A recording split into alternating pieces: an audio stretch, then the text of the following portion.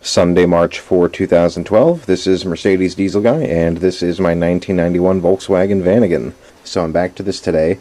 Yesterday I disconnected electrical items. So you can see I labeled everything. This one says intake boot. So I guess that connector goes right here on the intake boot.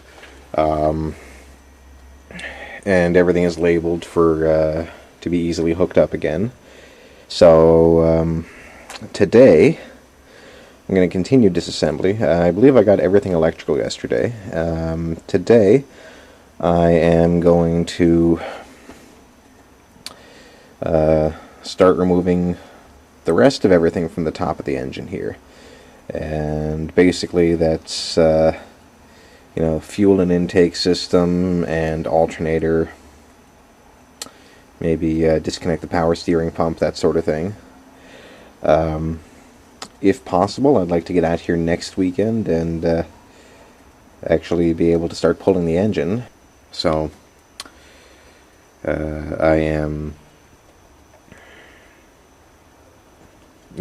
tired. So I don't want to do too much today. Probably going to work for about an hour or so.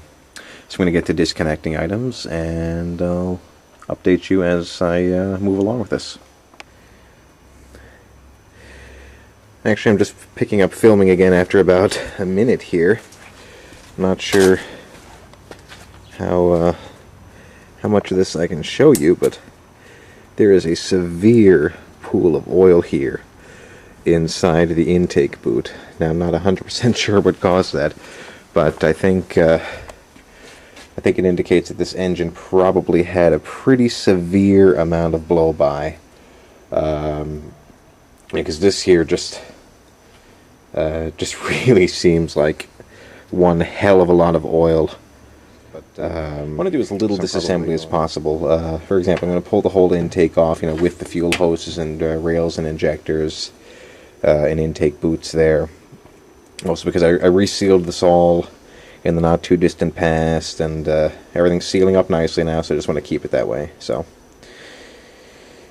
that's all for the moment. Didn't get too much done. I mean, I got the fuel system disconnected from the engine, which really is just this hose right here. You can see I have a metal plug there in the end. That metal plug, of course, being an old rusty bicycle quick release, but the bolt section fits in the fuel hose just fine.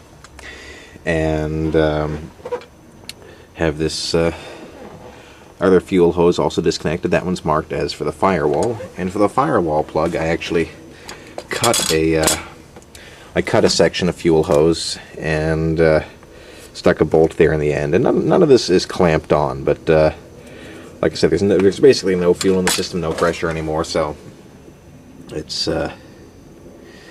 that'll do just fine to stop leaks and dripping. So I got the intake off, unbolted the alternator, took that out, disconnected all the wiring for it yesterday, got the belts off. The power steering pump really is just 2 more bolts to take off, and then I can hang it in here with a bungee cord, and then it'll be disconnected from the engine. So next time I'm out here, most likely next Saturday, I'm going to take steps to pull the intake off the engine. I actually have already disconnected the accelerator cable, and look, I think it can just sit the way it is right now because it's bolted to the transmission but disconnected from the engine, and I don't think it has to move any further than that. So next week I'll take the intake off and then plug those ports, and the rest of the fuel hoses will go with the intake.